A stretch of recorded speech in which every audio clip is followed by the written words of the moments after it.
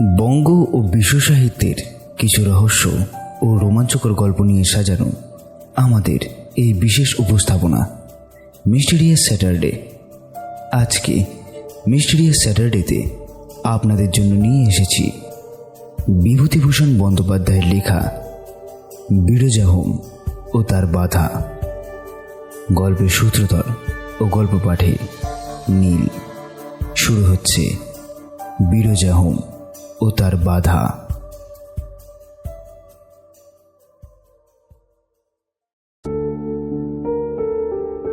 ভৈরব চক্রবর্তীর মুখে এই গল্পটি শোনা অনেকদিন আগেকার কথা। রোয়ালেক বাদরপুর হাই স্কুলে আমি তখন শিক্ষক। নতুন কলেজ থেকে বার হয়ে সেখানে গিয়েছি। ভৈরব চক্রবর্তী ওই গ্রামের একজন নিষ্ঠাবান সেকেলে ব্রাহ্মণ পণ্ডিত। সকলেই শ্রদ্ধা করত, মানত। এক প্রহর ধরে জপ আহ্নিক করতেন। শূদ্রজারক ব্রাহ্মণের জল স্পর্শ করতেন না। মাসে একবার বিরজা হোম করতেন। দুপুরের পর থেকে টিকিতে ফুল বাঁধা থাকত। সপাক ছাড়া কারোর বাড়ি কখনো খেতেন না। শিষ্য করতে নারাজ ছিলেন। বলতেন শিষ্যদের কাছে পয়সা নিয়ে খাওয়া খাঁটি ব্রাহ্মণের পক্ষে মহাপাপ। আর একটা কথা, ভৈরব চক্রবর্তী ভালো সংস্কৃত জানতেন, কিন্তু কোনো স্কুলের পণ্ডিতই করেননি। টোল করাও পছন্দ করতেন না। ওদের নাকি গভর্নমেন্টের দায় বৃত্তির দিকে বড় মন চলে যায়। টোল ইন্সপেক্টরদের খোসামত করতে হয়। তবে দুটি ছাত্রকে নিজের বাড়িতে রেখে খেতে দিয়ে ব্যাকরণ শেখাতেন। বর্ষা সেবার নামে নামে করেও নাম ছিল না। দিন রাতে ঘুমোটের দরুন আমরা কেউ ঘুমোতে পারছিলাম না। হঠাৎ সেদিন একটু মেঘ দেখা দিল উত্তর পূর্ব কোণে। বেলা 3টে। স্কুল খুলেছে গ্রীষ্মের ছুটির পরে, কিন্তু এত দুর্দান্ত গরম যে পুনরায় সকালে স্কুল করার জন্য ছেলেরা তদবির করছে। মাস্টারদেরও উস্কানি তাতে ছিল 12 আনা। হেডমাস্টার অফিস ঘরে বসে আছেন। গোপীবাবু ইতিহাসের মাস্টার। তিনি গিয়ে উত্তেজিতভাবে বললেন, স্যার স্যার মেঘ করেছে। মুরলী মুখুজ্জে গম্ভীর স্বরে বললেন, কিসের মেঘ? আগে আগে মেঘ কাকে বলে? কি হয়েছে তাতে? আগে বৃষ্টি হবে তো, স্কুলে ছুটি দিলে তো ভালো হতো। ছেলেরা অনেক দূরে যাবে, আবার তার মধ্যে অনেকে ছাতাও আনেনি। বৃষ্টি হবে না ও মেঘে। খাস ইন্দ্রদেবের অফিসের হেড কেরানিও এতটা আত্মপ্রত্যয় সুরে এ কথা বলতে দ্বিধা করত বোধ হয়। কিন্তু সকলেই জানে মুরলী মুখুজ্জের পাণ্ডিত্যের সীমা পরিসীমা নেই। আবহাওয়া তত্ত্বটি তার নখদর্পণে। গোপীবাবু দমে গিয়ে বললেন, বৃষ্টি হবে না? না। কেন স্যার? বেশ তো মেঘ করে এসেছে। মেঘের আপনি কি বোঝেন? ওকে বলে তাঁত মেঘা। ও মেঘে বৃষ্টি হবে না।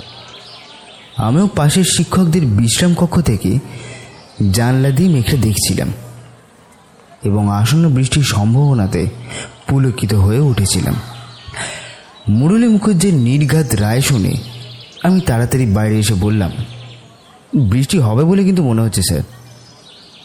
মুরলী মুখুজ্জে বললেন, তাঁত মেঘা। মেঘ হলেই বৃষ্টি হয় না। কোন মেঘে বৃষ্টি হয় তাহলে? এখন বৃষ্টি হবে আল্টাস টোটাস মেঘে, যাকে বলে সিট ক্লাউড। আর তাছাড়া হাওয়া বইছে দক্ষিণ থেকে। মনসুনের আগে হাওয়া ঘুরে যাবে পূবে। ও আচ্ছা। আর কোনো কথা বলতে আমাদের সাহস হলো না। কিন্তু ইন্দ্রদেব সেদিন বড়ই অপদস্থ করলেন আবহাওয়া তত্ত্ববিদ মুরলী মুখুজ্জেকে। মিনিট 15-র মধ্যেই মেঘের চেহারা ঘন কালো হয়ে উঠল।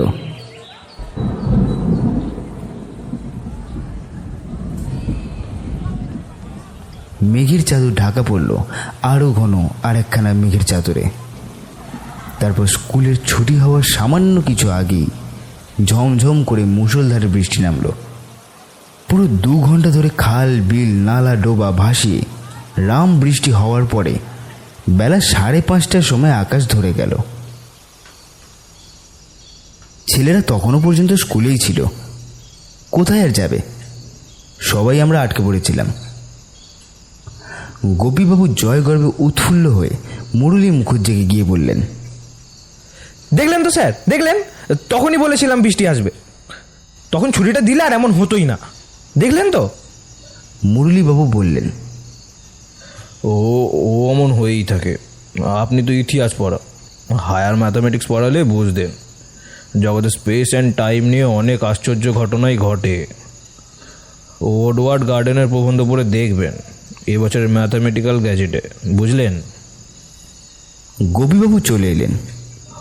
অঙ্কশাস্ত্রের কথা উঠলেই স্বভাবত তিনি সংকুচিত হয়ে পড়েন।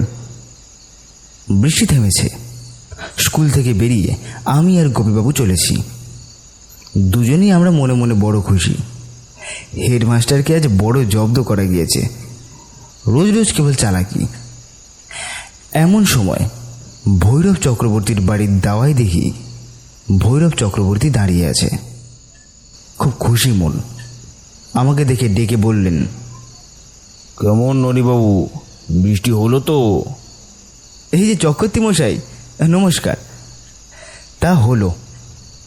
হবে না, আজ 3 দিন ধরে হোম করছি বৃষ্টির জন্যে। ওর বাবাকে হতে হবে। অবশ্য বৃষ্টির পিতৃদেবকে তা ভালো জানা ছিল না।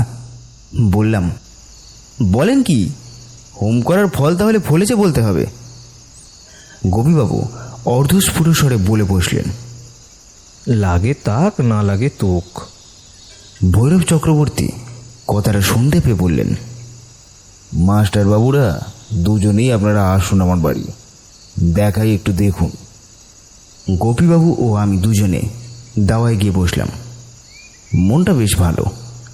দুঃসহ গরমের পর প্রচুর বৃষ্টি হয়ে দিনটি একেবারে ঠান্ডা হয়ে গিয়েছে। আজ 15 দিন দারুণ ঘুমোটে রাত্রে ঘুমোইনি। গোপীবাবু কেবল বলছিলেন, আজ খুব ঘুম হবে, কি বলেন? নিশ্চয়ই, তার আর ভুল। ভৈরব চক্রবর্তী আমাদের নিয়ে গেলেন ঘরের মধ্যে। সেখানে সত্যি হোমের আগুনের কুণ্ড, বালি বিছিয়ে তৈরি, বেলকাঠ ও যজ্ঞী ডুমুরের ডালের বাড়তি সমিত একপাশে গোছানো, পূর্ণ পাত্রের শীতে সাজানো। তামার টাটে নারায়ণ শিলা, সিঁদুর, বেলপাতা তামার বড় থালায়। হোম হয়ে গিয়েছে। উপকরণের অবশেষ এদিক ওদিক ছড়ানো। ভৈরব চক্রবর্তী বললেন, দেখলেন মাস্টারবাবু, হোম করার ফল আছে কিনা দেখলেন?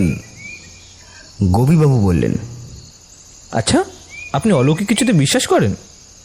নিশ্চয়ই, নিজের চোখে দেখা। অপদেবতার কাণ্ড দেখেছি যে কত, পঞ্চমুণ্ডির আসনে জপ করার সময়। বলুন বলুন না, দু একটা ঘটনা বলুন। না, সেসব বলবো না, ভাগ্যে। কিন্তু আজ 1 বছরও হয়নি একটা অলৌকিক কাণ্ড দেখেছিলাম এক যজমান বাড়িতে, সেইটাই বলি। একটু চা করতে বলি?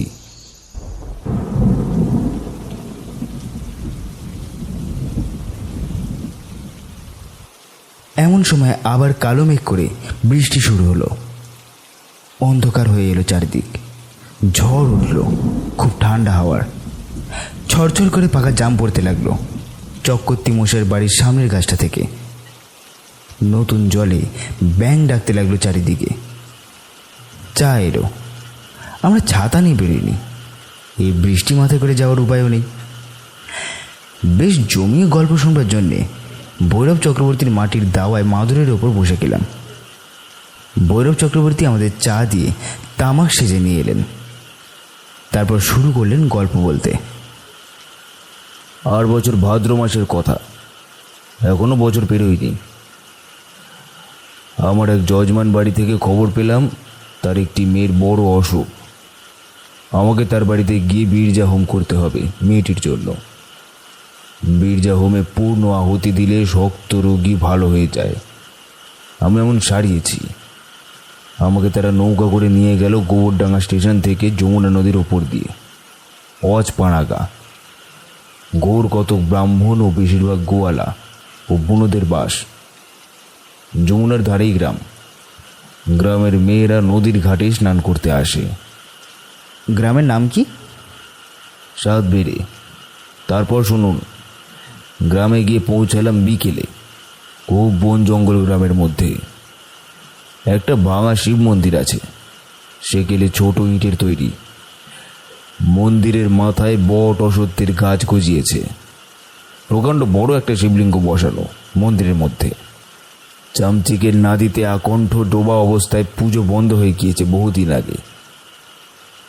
এই সময় আমাদের জন্য ভৈরব চক্রবর্তীর বড় মেয়ে শৈল চাল ভাজা ও ছোলা ভাজা নিয়ে এলো তেল নুন মেখে। ভৈরব চক্রবর্তী বিপদনিক। তার মেয়েটি শ্বশুর বাড়ি থেকে এসছে, সবে কদিন হলো। চলে গেলে চক্রবর্তী মশাই নিজেই রান্না করে খান। আমরা সকলেই খাবার খেতে আরম্ভ করে দিলাম, ভৈরব চক্রবর্তীও সেই সঙ্গে। এখনও দিব্যি দাঁতের জোর আছে। ওই বয়সে অমন চাল ছোলা ভাজা যে খেতে পারে, তার বহুদিনও দাঁত নষ্ট হবে না। তিনি খেতে খেতেই বলে চললেন, এই শিব মন্দিরটার কথা মনে রাখবেন। এর সঙ্গে আমার গল্পের সম্পর্ক আছে। তারপর আমরা গিয়ে সে বাড়ি উঠে হাত পা ধুয়ে জল খেয়ে ঠান্ডা হওয়ার পর গৃহস্বামী একটি ঘরে আমায় নিয়ে গেলেন। অসুস্থ মেয়েটি সেই ঘরে শুয়ে আছে। বয়স 13-14 হবে। নিতান্ত রোগা নয়, বেশ মোটাসোটা ছিল, বোঝা যায়। গলায় এক রাশ মাদুলি। মেয়েটি চোখ বুজে এক পাশ ফিরে শুয়ে আছে। আমি ঘরের মধ্যে ঢুকতেই একবার সে মাথা তুলে তাকিয়ে দেখে আবার পাশ ফিরল। মেয়েটির গায়ে জ্বর, বেশ জ্বর, 3-এর কাছাকাছি হবে। চোখে ক্লান্ত দৃষ্টি, চোখের কোণ সামান্য লাল। নাড়ি দেখলাম, বেশ নাড়ি, শক্তই আছে। হঠাৎ কোন ভয়ের কারণ আছে বলে মনে হলো না। তাছাড়া আমার ওপর মেয়ের চিকিৎসার ভার নেই, আমি এসেছি হোম করতে। গৃহস্বামী বললেন, আপনি একটু আশীর্বাদ করুন, পায়ের ধুলো দিন একটু ওর মাথার ওপর।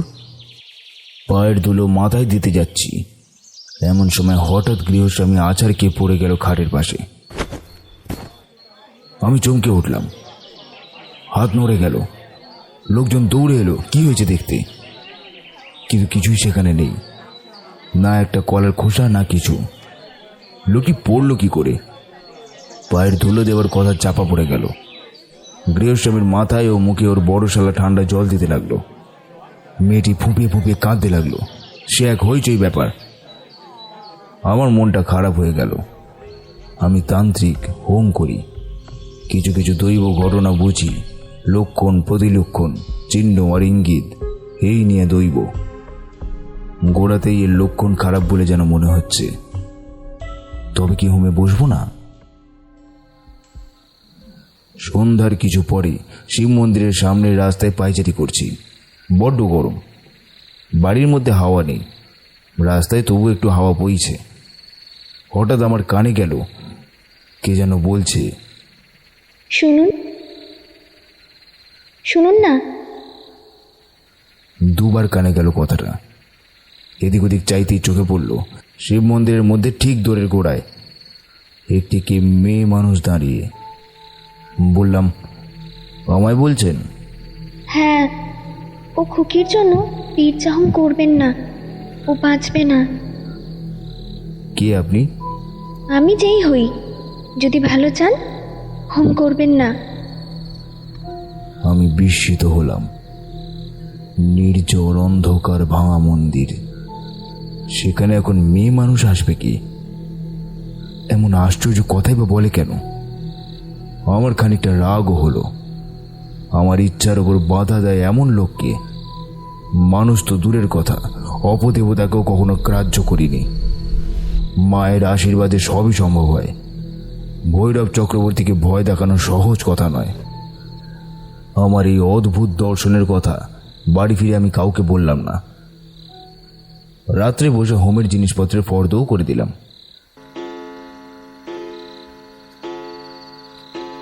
তারপর রাত 8টা বাজল। গৃহস্বামী আমাকে রান্নাবান্না করতে বললেন। এইবার আমার গল্পের আসল অংশে আসবো। তার আগে ওদের বাড়িটা সম্বন্ধে কিছু বলা দরকার। বাড়িটা খুব পুরনো, কোঠা বাড়ি। কোনো ছিঁড়ি শৈষ্টব নেই, কিন্তু দোতলা। পল্লীগ্রামের দোতলা বাড়ি বড় একটা দেখা যায় না। যমুনা নদীর ধারে ঠিক নয় বাড়িটা, সামান্য দূরে। মাঝে কেবলমাত্র একখানা বাড়ি। ওই বাড়ির ছাদ এ বাড়ির ছাদের মধ্যে 10-12 ফুট চওড়া এক ফালি জমির ব্যবধান। ছাদের ওপর একখানা মাত্র ঘর, সেই ঘরেই আমার বিছানা পাতা হয়েছে। পাশে খোলা ছাদে তোলা উনুনে রান্নার ব্যবস্থা করা হয়েছে। সোনামুগের ডাল, আতপ চাল, বড়ি, আলু আর ঘি। আমি একাই রাঁধছি। রান্নার সময় কাজে কেউ থাকে আমি সেটা পছন্দ করি না। রান্নার আগে একবার চা করে খেলাম, পরের তৈরি চা খেয়ে তৃপ্তি পাই না। রান্না করতে রাত হয়ে গেল। রাত সম্পূর্ণ অন্ধকার। একটু জিরিয়ে তামাক খেয়ে নিয়ে ভাত বেড়ে নিলাম হাঁড়ি থেকে আঙুর কলার পাতে। তারপর খেতে বসবার সঙ্গে সঙ্গেই মনে হলো ছাদে আমি একা নই। এদিক ওদিক চাইলাম, কেউ কোথাও নেই। রাত বেশি হয়েছে, বাড়ির লোকেও নিচের তলায় খেয়ে দিয়ে শুয়েছে। গ্রামই নিশুতি হয়ে গেছে। কেবল যমুনা নদীতে জেলেদের আলোয় মাছ ধরার ঠুকঠাক শব্দ হচ্ছিল। হঠাৎ খেতে খেতে মুখ তুলে চাইলাম, আমার সামনে ছাদের ধারে ওটা কি গাছ? কালো মতো লম্বা তাল গাছের মতো। এতক্ষণ ছাদে বসে রান্না বাড়া করছি, কই অত বড় একটা গাছ নজরে পড়েনি তো এর আগে।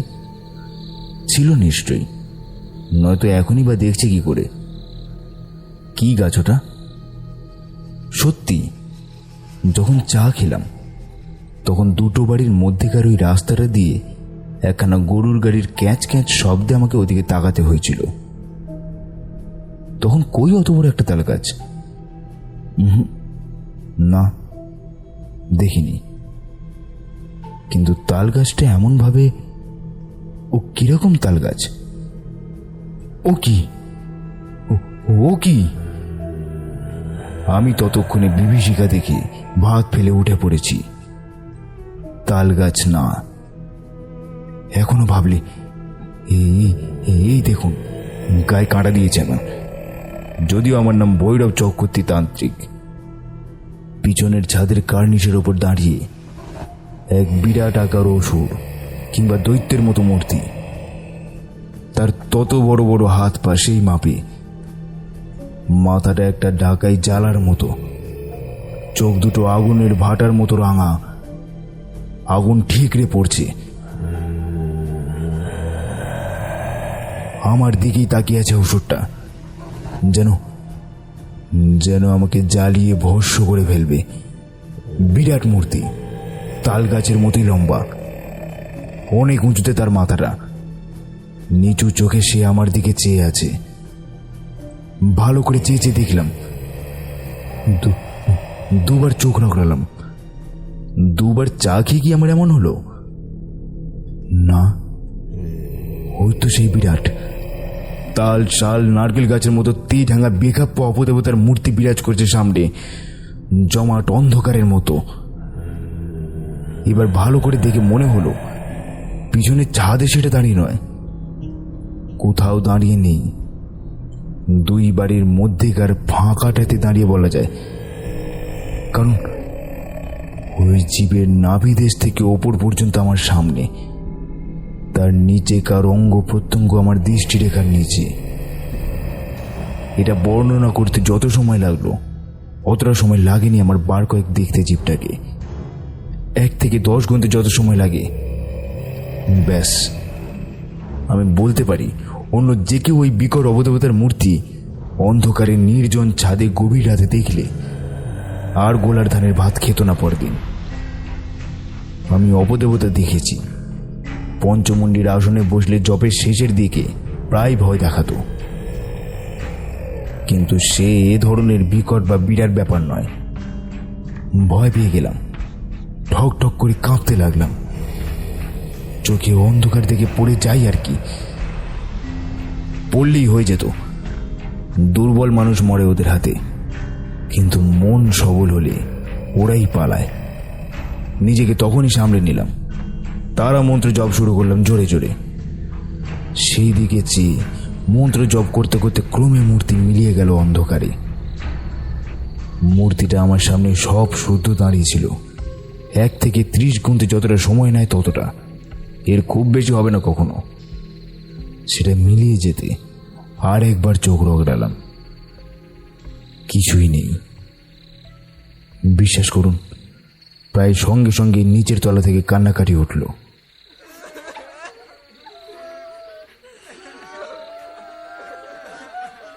রোগী মেয়েটি মারা গিয়েছে। তখনই এই ব্যাপারের কোনো ব্যাখ্যা দিতে আমি রাজি নই। যা ঘটেছিল অবিকল তাই নিবেদন করলাম আপনার কাছে। বিশ্বাস করুন বা না করুন, সেটা আপনাদের ব্যাপার।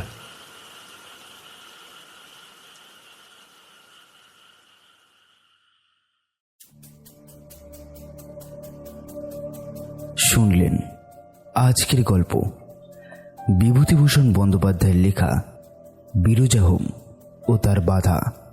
গল্পের সূত্রধর ও গল্প পাঠে নীল।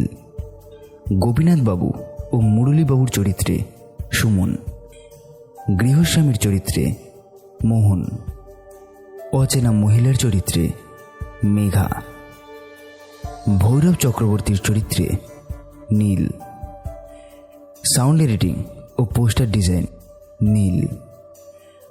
গল্পটি আপনাদের কেমন লাগলো সেটা অবশ্যই কমেন্ট করে জানাবেন। আপনাদের সহায়তা আমাদের একান্ত কাম্য। এরকম নতুন নতুন রহস্য ও রোমাঞ্চকর গল্প শুনতে আমাদের চ্যানেলটি অবশ্যই সাবস্ক্রাইব করুন। ফিরে আসব প্রত্যেক শনিবার নানান ধরনের রোমাঞ্চকর গল্প নিয়ে। শুনতে থাকুন মিস্টেরিয়াস স্যাটারডে।